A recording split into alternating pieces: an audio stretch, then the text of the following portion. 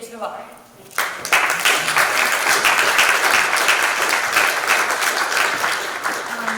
Thank you so much for the invitation. It's so exciting to be here. Nicola, Ivana, thanks for having me here. And it's so extraordinary to be in the country of Ireland, where storytelling is embedded in the veins of every one of its citizens, and folklore and tradition come together in your personhood. And so to be here today to talk about the future of storytelling, robots, and artificial intelligence is quite special.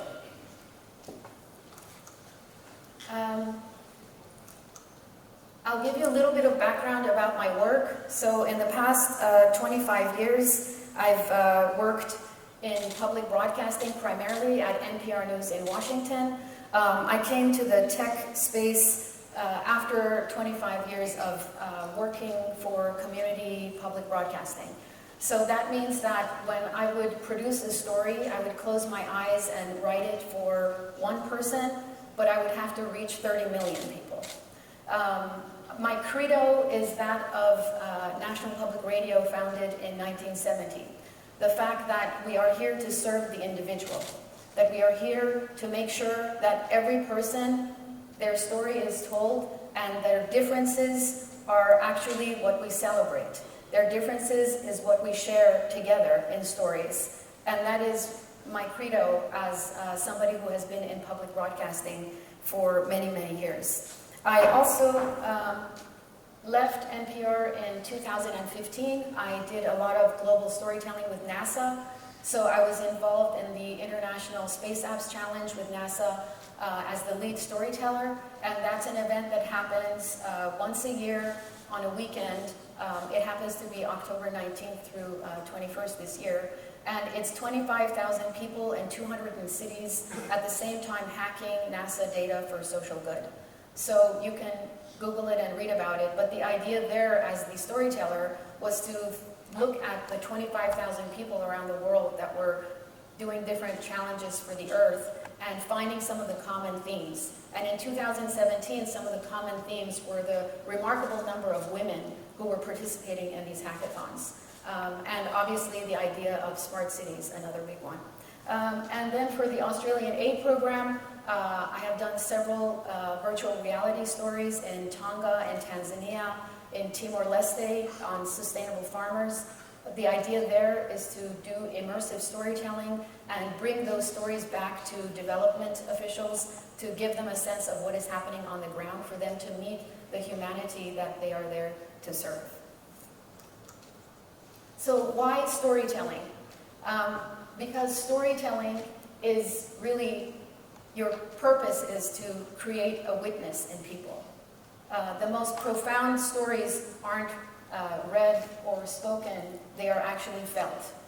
Because they profoundly influence you, and they have the power to scale and impact. And that's why in the future of Internet of Things, you're going to see that storytellers are going to have a pivotal role. Because we're going to have to connect the dots around these smart devices in your home and around a lot of the other sort of technologies that are coming into play for it to make sense to you. Many of the companies around the world are talking about understanding the customer journey. As you want to understand the customer journey, whether you're MasterCard, Google, Facebook, I would argue that one of the things that you also have to consider is their cultural heritage. I recently came back from Hong Kong, where I spent 10 days with the team at Hanson Robotics. I gifted Sophia, the robot, my vintage Persian necklace and a silk scarf with Persian poetry. Why? Because it's important for social robots to understand context and history. It's important for us as we develop these machines to give them context of where the globe has been. Because Sophia is on a journey, and I was part of the character narrative, building that character narrative engine for her. And you bet that she is going to know history, and she is going to know Irish folklore, and she is going to know Chinese and Persian folklore. Because that is our responsibility, to make sure the machines of the future understand where humanity has been. My mission is to bring we the people to artificial intelligence. I'm very lucky that I'm a Stanford affiliate. I have had the honor of speaking at MIT, at many, many different venues around the world, at Bloomberg News. And it's a concept that will need to go on a list of what's going to happen in 10 years. Because this is a journey that will take 10 years. It's beneficial AI. Stephen Hawking talked about how beneficial AI will take time, and that the work that I'm going to present to you today is nothing that's going to happen tomorrow or be able to monetize tomorrow. It's something that we have to start together today. So at iVal, we're a team of journalists, designers, technologists, data scientists who are bringing the craft of storytelling with data science and technology and artificial intelligence to bring storytelling and new emerging technologies to storytelling. And our promise is to design the next generation of intelligence machines to be deeply inclusive. Yesterday, it resonated to me what Anne talked about, especially when she said that we need to, you guys are going to be protecting the human from the machine.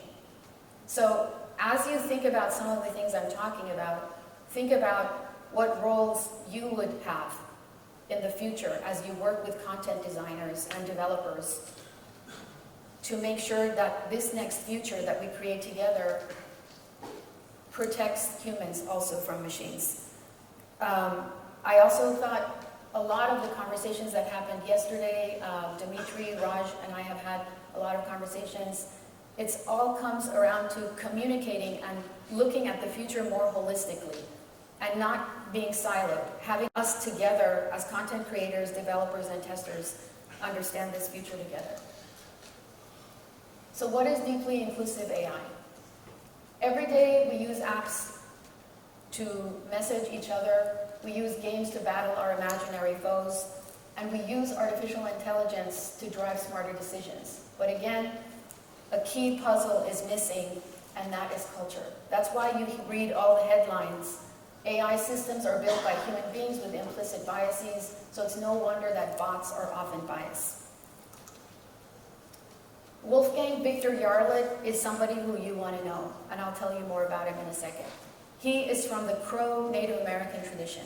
He is an MIT graduate, currently at Florida International University getting his PhD on artificial intelligence and storytelling.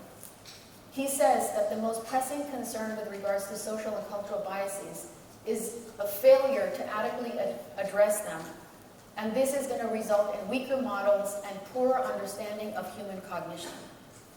That due to this, we're going to less be able to draw conclusions about and model how humans engage and interact with media, and the systems, these Internet of Things systems that we're creating are going to be less useful because they're not going to have the cultural context in them. These are some of the avant-garde AI scholars in the world today around storytelling and culture. Wolfgang, he did the Old Man Coyote story. I'll tell you very briefly what he did. When he was at MIT, there's something called the Genesis Story System at MIT, built by Patrick Winston. The MIT Genesis system of storytelling was fed Shakespeare and Mark Twain, and that's how it found its narrative character, through Western European cultural context. So when Wolfgang came as a student, he and Patrick said, let's figure out if the MIT Genesis system can understand another culture. Because obviously for this story system to make any sense, it has to have other cultural context. So over the course of a year, Wolfgang shared only 100 pieces of data from his Crow tribe. This was oral stories, literature, photos, and he proved that the Genesis story system could understand Crow literature. What does that mean? That the machine could come out and write something that was exactly the narrative of Crow literature. So it is possible, it is scientifically proven that machines can learn cultures. Rafael Perez and his Mexica project, he is one of the first people who's produced a book that was actually written by a machine, and this is all based on Mayan Aztec folklore. It is fiction, but really remarkable. The Shahrazad story system, Mark Finlayson and Russian folklore, all really remarkable AI advisors who help me on a weekly basis in terms of what we're trying to do. So last year, the Washington Post had 850 stories that were written by a robot and not by journalists. This is to tell you where we're going in terms of the automation of news. So the Washington Post has stories around weather, business, and sports. And these are all sort of templated stories, 100 ways to begin a story, 100 ways to end a story.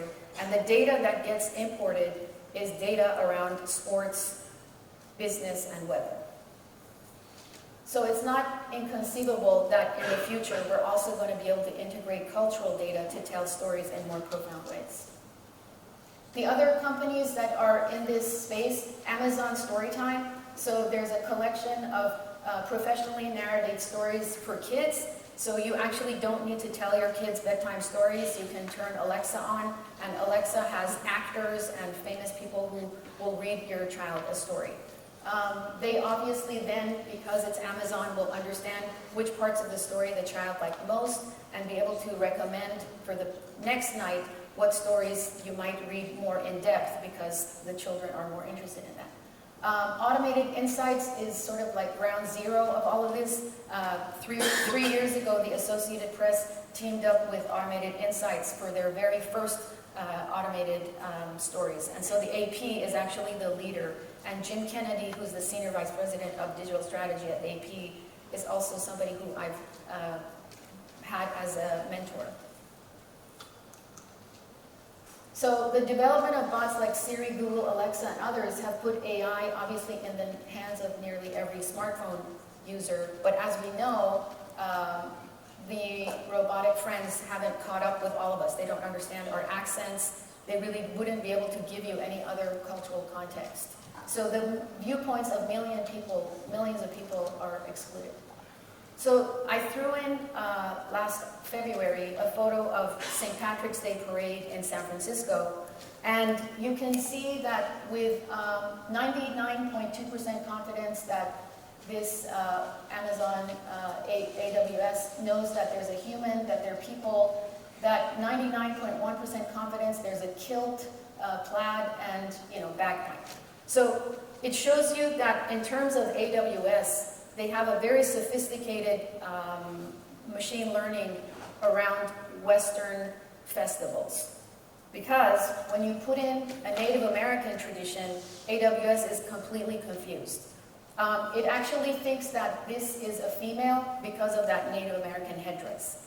So this is precisely what we're trying to address. We are looking at, for our prototype, we were gifted a 30-year collection of a photographer on the American Southwest and folk traditions of Latinos in America, the largest growing demographics in the United States. And so what we have done is entered cultural data, annotations, and features on Hispanic culture to be able to show how, over time, AI can actually tell you stories and understand images from these traditions to be able to, in the future, be more deeply inclusive and culturally relevant. So, deeper understanding of personal stories and cultural backgrounds, we believe, is vital for competing in a marketplace increased by the domination of artificial intelligence. And this is exactly what we're going to be discussing on October 17th at Stanford, a forum on AI and cultural interactions with Baidu, which is the Chinese internet giant, and us, and Flybits, which is an up-and-coming startup in Canada. The idea here is to bring global leaders, including IBM Watson and Google AI, together in the room and talk about how we can map this. What are the things that we need to consider? And of course, it's very important that the QA community is also involved so that we can get a lot of guidance in terms of how to map this for the future. So for our solution, we're doing 2 case studies next year, which we're looking at opting in of cultural storytelling.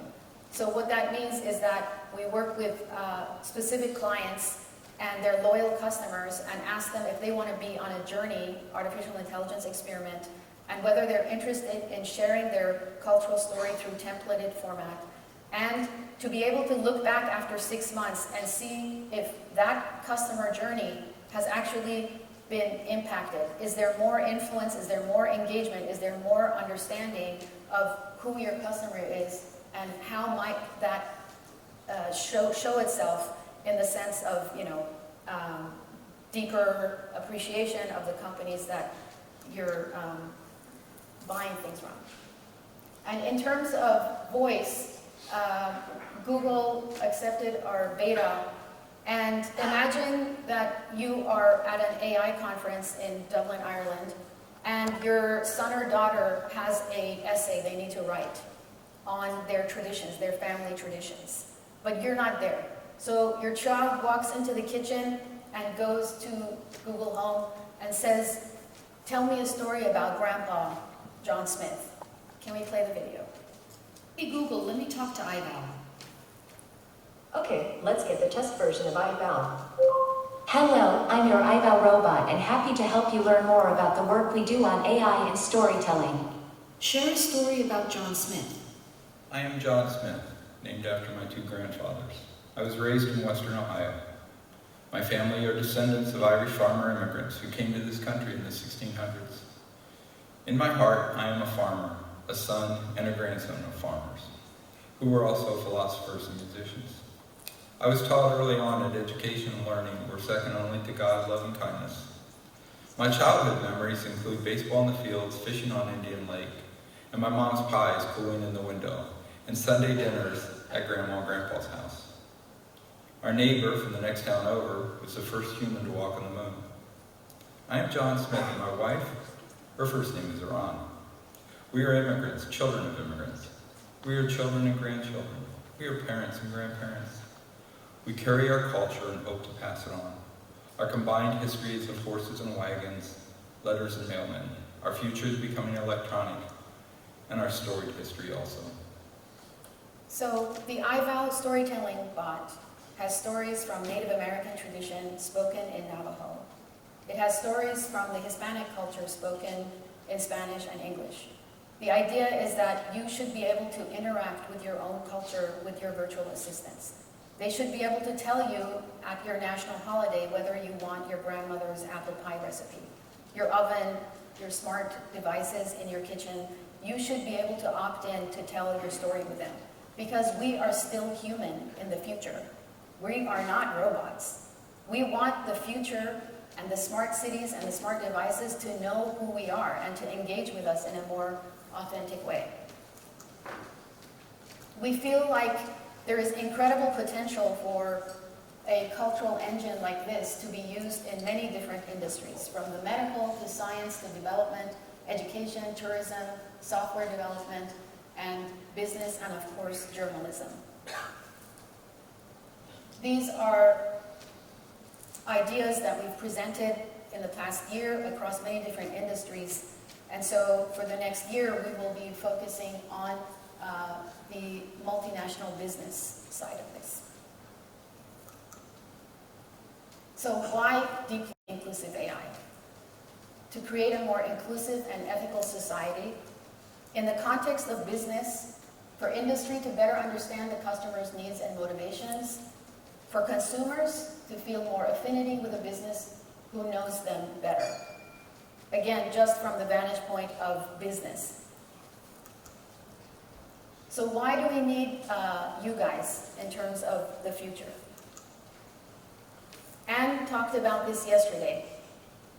You guys are part of this future, and perhaps together we can come up with an entire new roadmap on what these future jobs are going to be. Because if we're working with academia and developers and content creators, then we definitely can be influencers in this future. And every one of you here comes from a different background.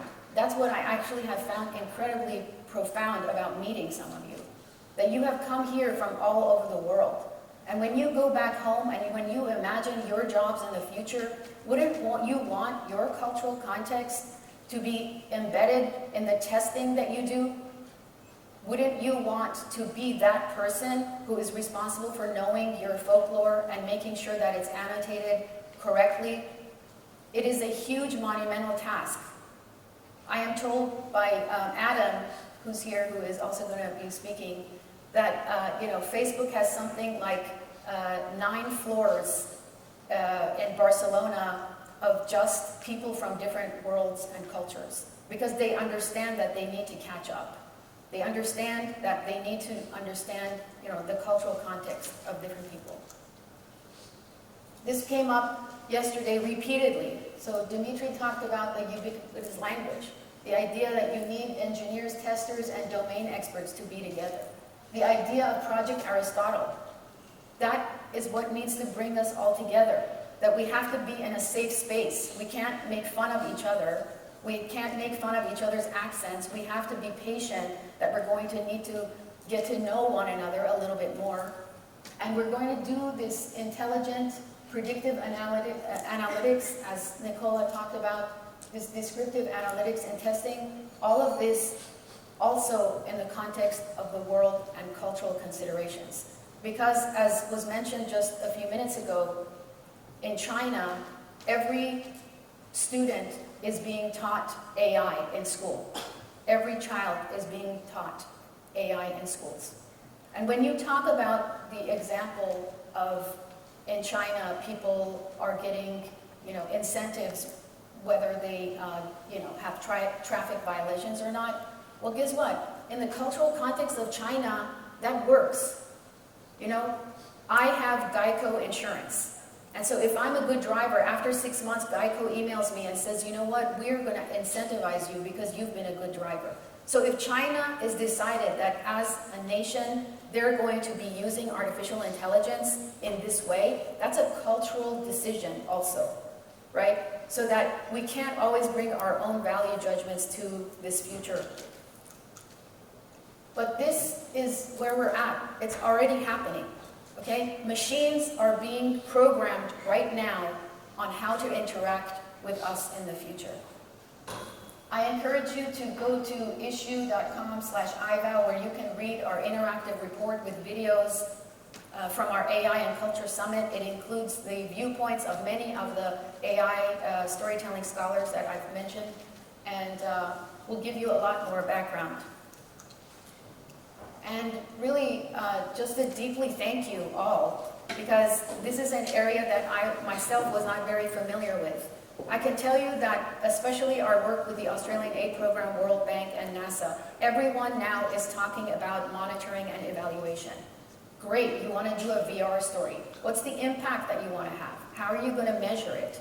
These are the kinds of things that you guys can be written in budgets in a major way. So that it's not just that in the budgets that we're writing for the Australian Aid Program, we include the content producer and like the drone journalist. I would love it to be able to include the QA community alongside the developers so that we test what we're going out and doing in Tonga and Fiji in a way that is scalable and in a way that we can all learn from one another. Thank you so much, and I'm happy to take some questions if you have any.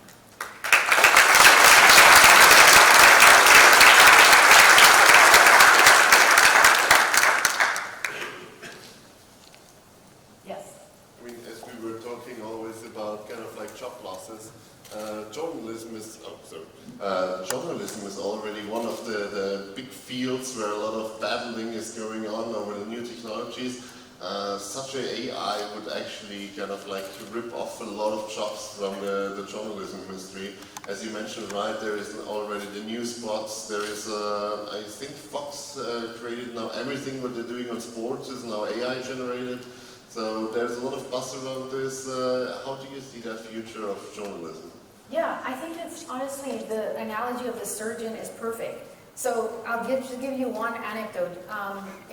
2 years ago at Wimbledon, across 6 courts in Wimbledon, it was IBM Watson who was watching the game, and within 2 minutes, creating packages, video packages from the field that had expressions of the athlete, data from the athlete. They were listening to the sound of the audience, the applause. That's when they knew, let me take that video highlight. This is a machine doing that. And so within 50 minutes of these games, every Wimbledon fan had a 2-minute video that was produced by a machine. Okay? That is the future. So, what is our role? Our role is going to be able to put together, the hierarchy, right? Like, is the machine going to be here, or is the machine going to be here? And like, where is the editorial process? Who are going to be the robot testers? Who is the editor for the machine? And I think with one of our Supreet, I think we were talking about, would it be possible, or Roshan, to have in the future a machine be an editor? And he said, like, we're very far away from that. But imagine if in the future you actually had a machine that was also an editor to the machine that was doing the stories, that could actually check and cross-check facts and do honestly what you're going to tell us. Like, what should be tested? What should that machine be testing to understand whether, number one, it's fake news, the data is accurate, and that it includes all of the cultural contexts. Yes?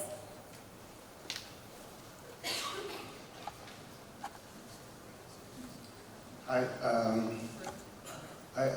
been, when I was at IBM, visiting this company, and they gave us presentation on what Watson can do in preparation of customer relationship management tools, like building a profile of your customers based on their tweets, and but it was mostly based on English language.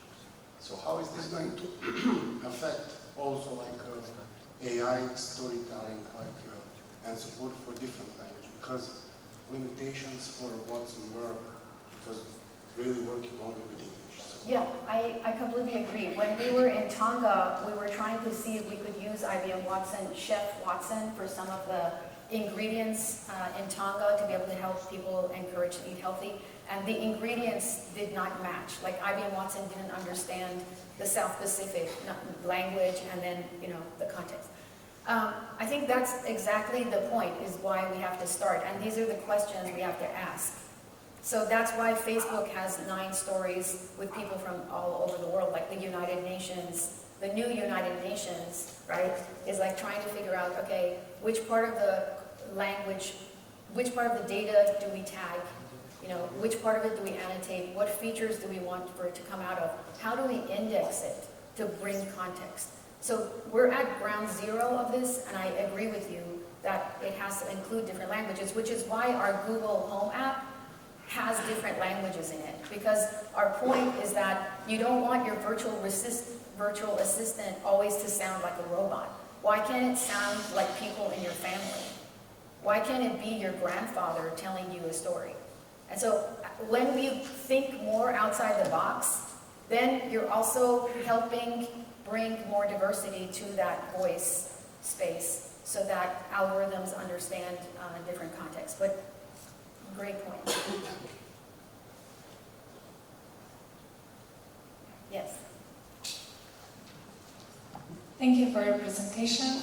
So, come to think of that, we're rather privileged, right? So where we are and what kind of people we meet, and even working on bots or like AI solutions, we are using environment around us. So we're using our heritage. We're using heritage of people that are there. But even if Facebook has a building of 9 floors of people, that's still like a selection of people. And I'm thinking, is there something that that's being done for, let's say, the groups that don't have a connection to internet, the extinct tribes, that folklore, that heritage? Yeah, absolutely. So one of the people, 2 people who were at our summit from the United Nations were specifically from the unit that represents least developed nations. There are 91 countries in this world that are least developed, and these are the island nations in the South Pacific, South Asia, Southeast Asia, and their mandate is to share the stories from these nations. And so they're very keen to understand what is the opportunity here? And I think that as we build out how across different sectors this is going to play out, we have to have a space for development, right? It's like, how are we going to work with agencies, development agencies on the ground to encourage people to come to, like, imagine that NASA hackathon where 25,000 people from 200 cities around the world on one weekend are hacking data. It's not inconceivable that you have 25,000 people in 200 cities going to like UN posts and bringing their cultural stories and their grandmothers to be recorded. I know it sounds crazy, but I think that we have to think like that, or else the future of automation is going to be very foreign to all of us. Yes.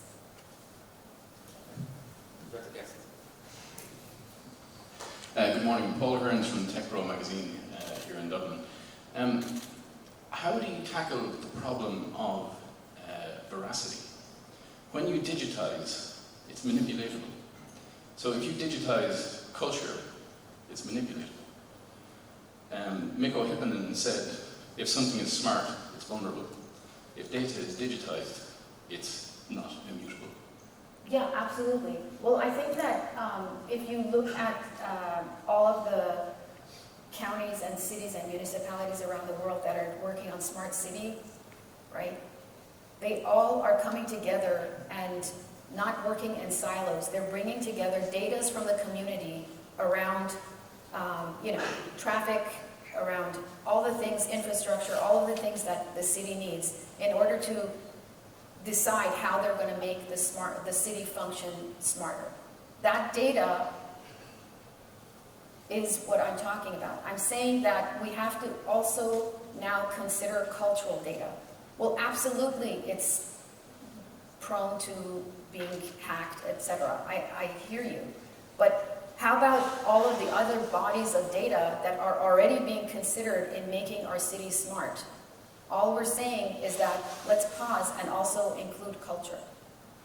So in 1976, my father was part of the UNESCO Heritage event at the United Nations in Vancouver, and he helped write the first Habitat of Human Rights.